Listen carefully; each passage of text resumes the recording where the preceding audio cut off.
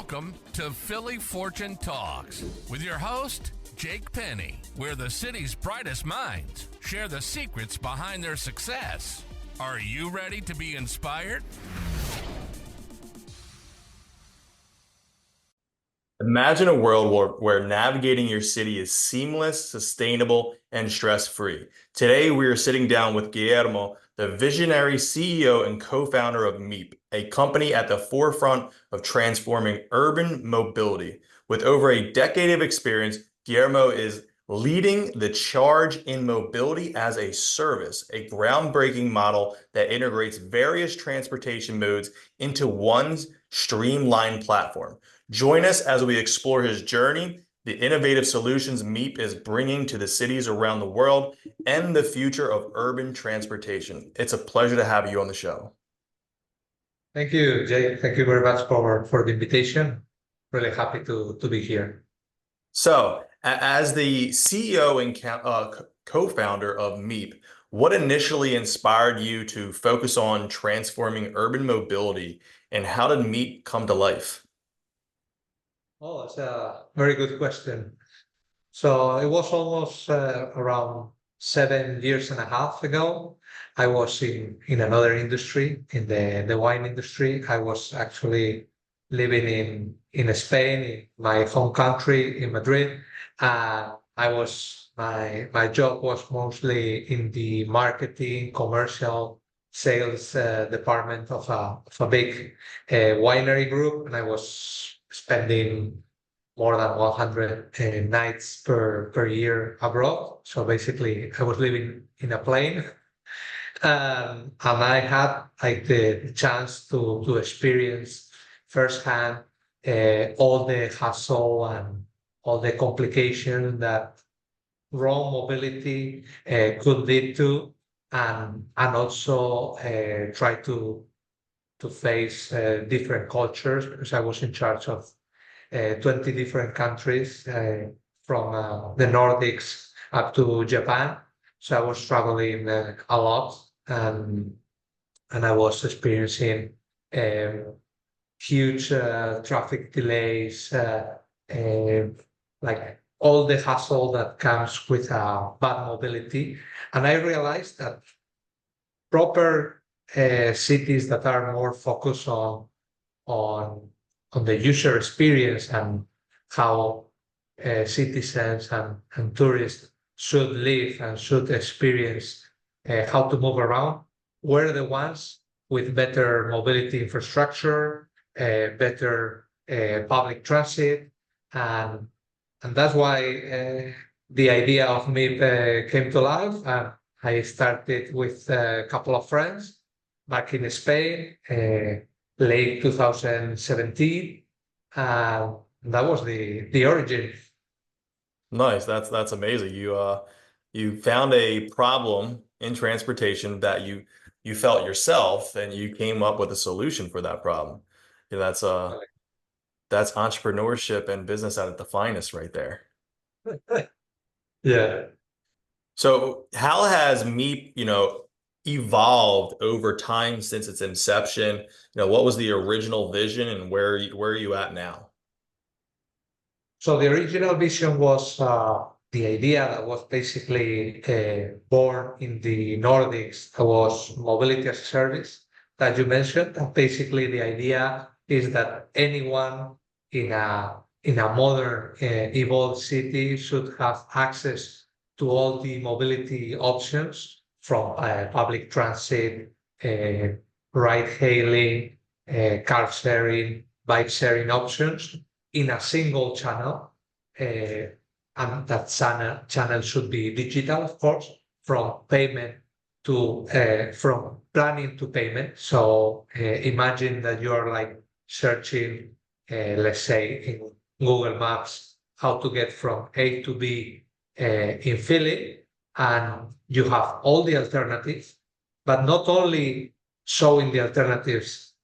We believe that that's only the first step. You can also book that alternative that you want to travel with and pay for it. So the whole journey from end to end, and also not showing only one mode of transport, multiple modes of transport. And that was the origin of the idea. We founded the company in Madrid. We start growing the team overseas. And there was a moment that we were in 8 different countries in Europe, and we decided to make the jump to the US. Also, my wife is from Philly, so that was my first destination. And I was going a lot back and forth, and I saw that the US transport market, it is kind of behind the European one, but there's a lot of potential because in many cities that we, from the European perspective, we think that are not well known, or a lot of people will use their own private cars. I think there's a lot of potential in commercial terms to grow and to replicate the same solution in, let's say, medium to a small size cities that are not so well known, because everybody knows New York, Philadelphia, Chicago, but they're like a second tier cities that I think they can benefit from our software and our solution, and offer residents and visitors the capabilities of a multimodal digital connectivity tool.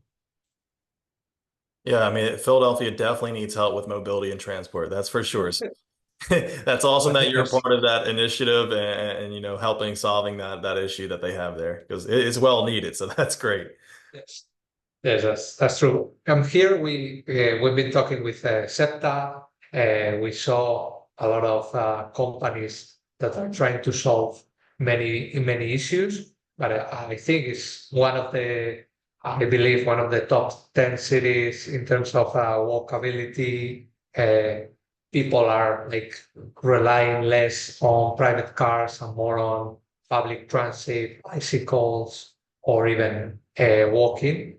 And I think combining that information and increasing accessibility for end users is key to foster these new types of solutions. And like we are doing in other aspects in our life, entertainment, now we have subscription services. We don't need to go to the shop to hire or to rent movies. Now we can do it everything digital.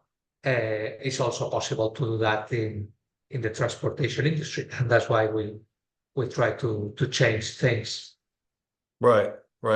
So Meep focuses on mobility as a service, integrating various transport modes into one platform.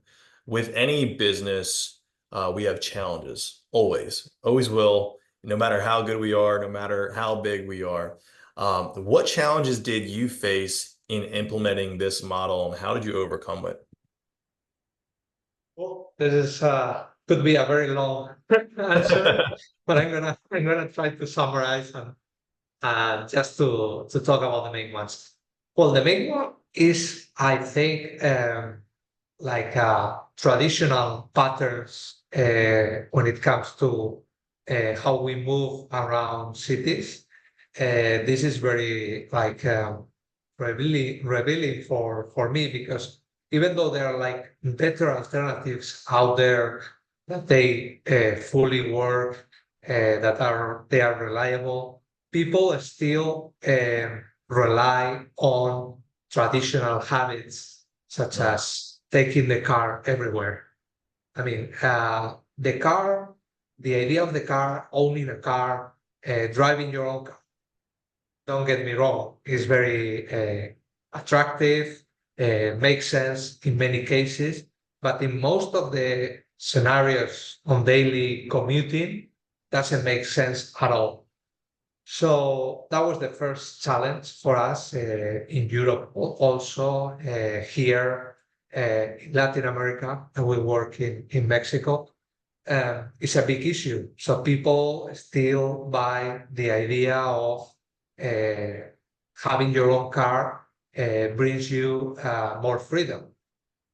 That's not the case in many scenarios, and I can prove that in many like technical ways. But the the end game is basically that in daily commuting, most of the times we are talking about less than a 5 miles journey. If you have a reliable public transit, a reliable infrastructure, bike lanes, now it's a big issue here in the city due to some unfortunate news. But if you have public transit, good infrastructure, most of the times it's better to have to choose that type of mode of transport than going with your own car. How we overcome that? We offer certain in the early days POCs, now more and more big contracts with municipalities or big transport operators to showcase how technology can change that.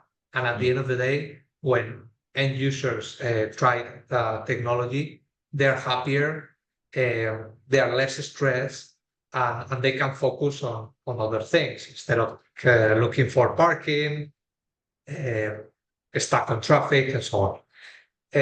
I think that's one of the main challenges for us. And the second one, I think, is the speed in terms of regulatory speed and basically public entities speed in terms of management, innovation, and this type of solutions. So we see a lot of like delays. So we've been in this space for almost a decade, and we saw like the willingness of embracing this type of technologies. It is an immediately yes. Of course, everyone wants to have everything fully connected in a single one-stop shop. But at the end of the day, from the initial, let's say, first positive reaction to the implementation of the contract and the whole procurement process, it's a nightmare. It's something that should be right away promoting open innovation, all digital. In Europe, they call sun. I don't remember the word right away, but like open innovation spaces where companies like startups, innovative solution, or even big corporates with innovative products, they can develop and test solutions for public domains, mostly everything that has to do with, let's say, public companies, without all the hassle of the public procurement, just to speed up the implementation times and to get to the people and to get feedback and to have the whole experience as fast as possible, because that's the only way that you can compete with the private entities and with private products. And this is something that, in my experience, I thought the US would be better, I would say like faster than European. Europe is all about regulation. And here, there's not so much the regulation, the issue. I think it's the underfunding part of the public sphere. So you have cities, as you said, with a lot of needs and a lot of use cases for new technologies, but you don't have so many staff. So it's tricky to deploy solutions and to test new solutions especially in technology, that we require to be always ahead of the curve. So, you mentioned competing, right? So in a rapidly evolving industry, especially with, Meep's model of integrating various transport modes is super innovative. How are you staying ahead of your competition? Yeah, that's a big challenge. Well, for us, I think since we are a small company, roughly under 50 employees, uh, we are very flexible.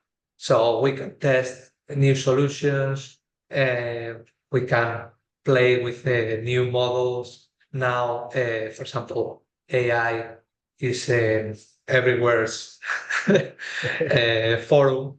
We can test any model that is out there, and you can like put your data into the model, see what it comes with the outcome. And this is how I think we manage to stay ahead and to always try to test new things. We are always involved in um, R&D projects. So I think this is kind of critical for us to always engage with new solutions. And, and the fact of having like a few people, a few internal processes makes us, I think, more flexible. And this is how we try to innovate. It's always tough because it requires capital. And at the same time that we're trying to do all these new projects, we are raising capital for uh, new innovation. This is always the the eternal circle, I think. So speaking of new innovation, leading up to my next question, um, what upcoming trends or like opportunities in urban mobility are you most excited for, and how are you preparing for them? Well, I think the two big trends are autonomous vehicles, Mm. and this is one that I would say is not so popular. It's out there. Is all the innovations in terms of connectivity with IoT and logistics that are kind of overlapping mobility and smart cities. Talking about the last one, I think mobility could be a subset of smart cities, no doubt, but it is so big that most of the times we forget about it. And I think connecting all the devices, all the infrastructure, the intelligence that is underneath that network that mostly belongs to the city, with the connectivity with logistics, vehicles, and the operators in the mobility industry. That combination, alongside the new speed in telecommunications, like 5G and the next frontier, I think will lead to crazy situations, like for example, all this light prioritization with like vehicles, for example, ambulance, uh, changing the traffic lights, changing the whole how the city moves when it's like a demonstration or a city event, and that is a new trend that I think maybe it's more in a technical side, but we will see a lot of deployment. And that trend also touches with the autonomous vehicles.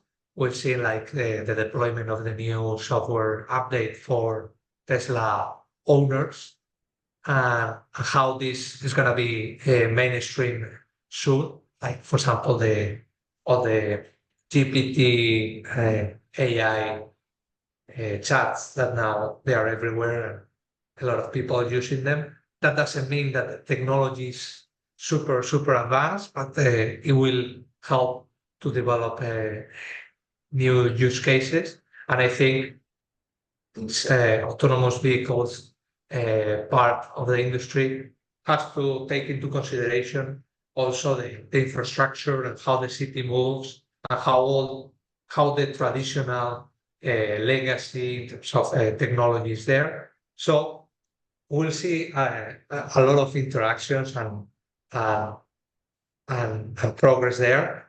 And from our part, we are always touching the user and also public transit operators and big transport players like Amtrak or bus operators.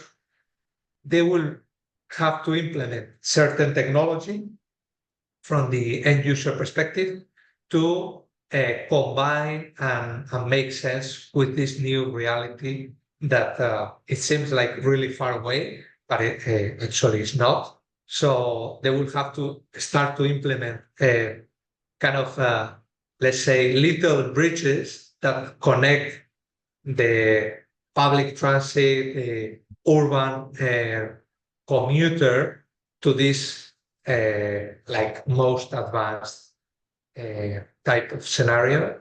And they're like, I think, incremental deployments that they can do to kind of be ahead and try to not be left behind.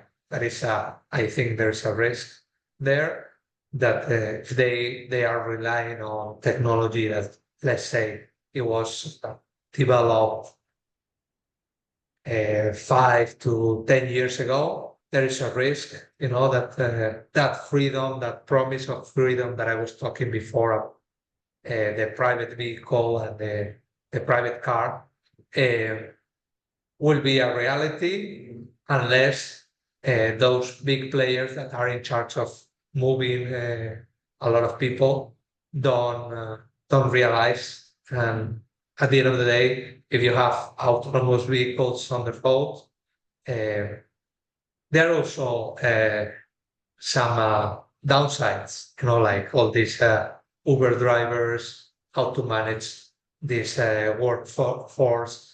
So there are many things that I think will change soon.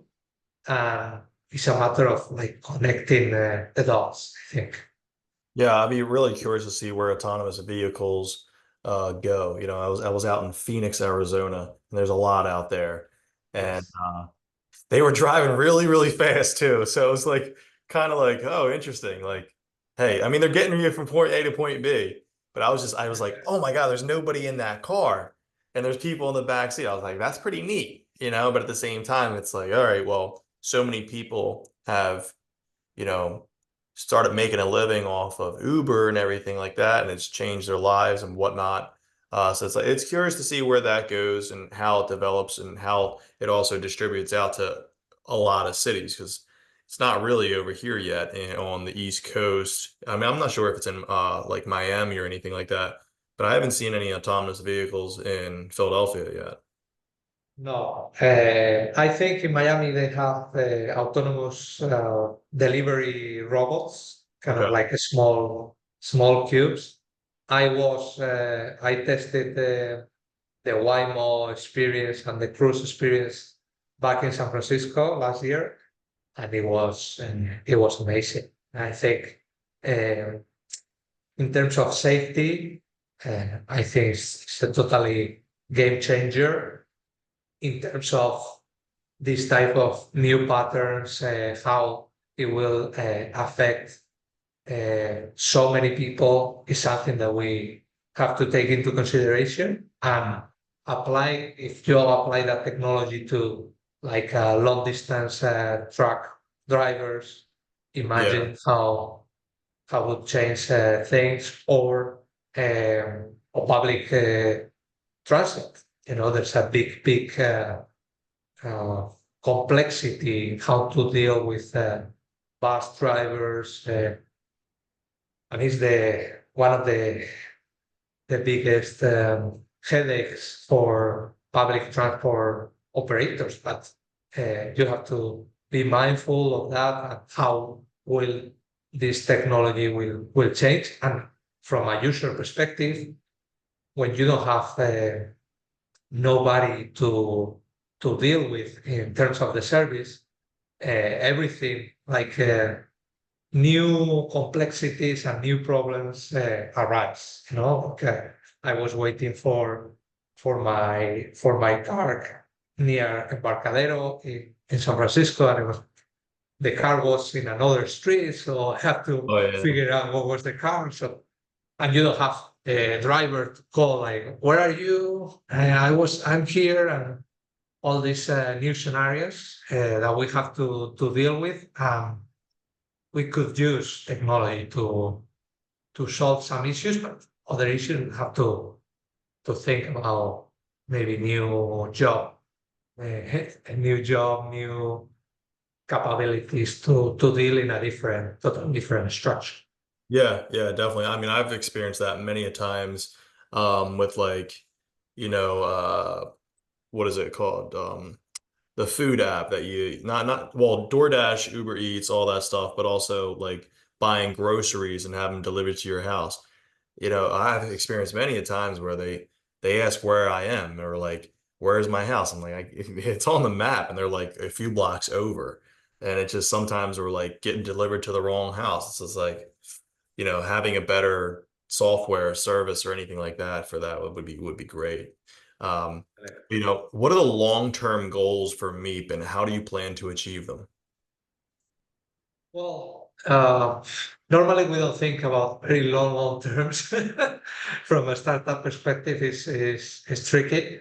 But I think for the following years, we are consolidating our presence in Europe, try to establish our presence here in the US, and try to manage what we've built many things. The software now, we started from a journey planner, payment capabilities, and now it's like the whole software suite, data analytics, and like a lot of complex backend. So we're trying to make sense to that, to adapt, of course, to the market. This is key for us to try to find what the client needs and how uh, to manage this rapid ecosystem.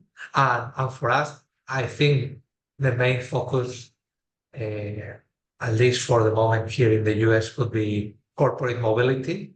We've seen more and more that companies are asking for tools to give to their employees to have like a better commuting patterns and to provide a more holistic approach on how to get to the office.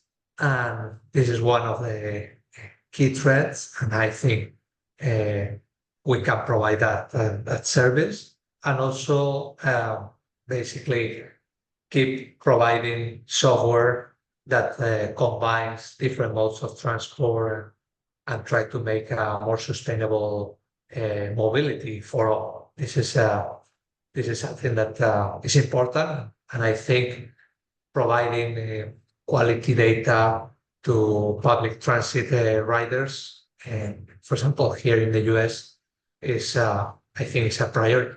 So we will be focused on that, try to increase the innovation and try to provide new tools. And the people are slightly moving towards more like a chatbot experience. So we'll have to make adjustments and try to provide that experience as well. Well, hey, that's awesome. Well, Guillermo, what time flies when we're having fun. As we're wrapping things up here, a lot of people like ourselves are self-employed business owners. We're really good at doing our day-to-day profession, but we're also starting to think about potentially the future as well. We're starting to think about, hey, at some point I may not want to be running a business anymore, or eventually down the road, future thinking. Do you have any thoughts on creating passive income or replacing your income through investments or something like that for yourself, your future family, whatever that may look like. Like I said, as business owners, we're always like, oh, well, if I stop doing this, what's going to replace that income coming in? Yes, totally. I think it's very important, and well, from my personal experience, I'm trying to save, to invest wisely, and well, you never know. I mean, entrepreneurial journey is tough, has ups and downs, and you need to be prepared for any future scenario, and hopefully in the future the things get really well, and you can have like a uh, this idea that I think every entrepreneur is looking for, of like a successful exit. Yep. But I think investing and saving, especially in this economic unpredictable uh, environment, is key. Absolutely. Well, hey, Guillermo, it's a pleasure to have you on Philly Fortune Talks. For listeners who want to connect with you, learn more about Meep, what's the best place for them to go to? Well, they can look for me on LinkedIn, or I think, yeah, my last name, Campoamor, Campoamor, Campoamor. And they can find me, I think, right away, or Meep. That app is the website for the company. Awesome. Well, it was a pleasure having you today. I appreciate your time. Likewise. Thank you, Jake. Thanks for tuning in to Philly Fortune Talks with Jake Penny. Inspired to share your success story? Visit phillyfortunetalks.com/guest and let's inspire together.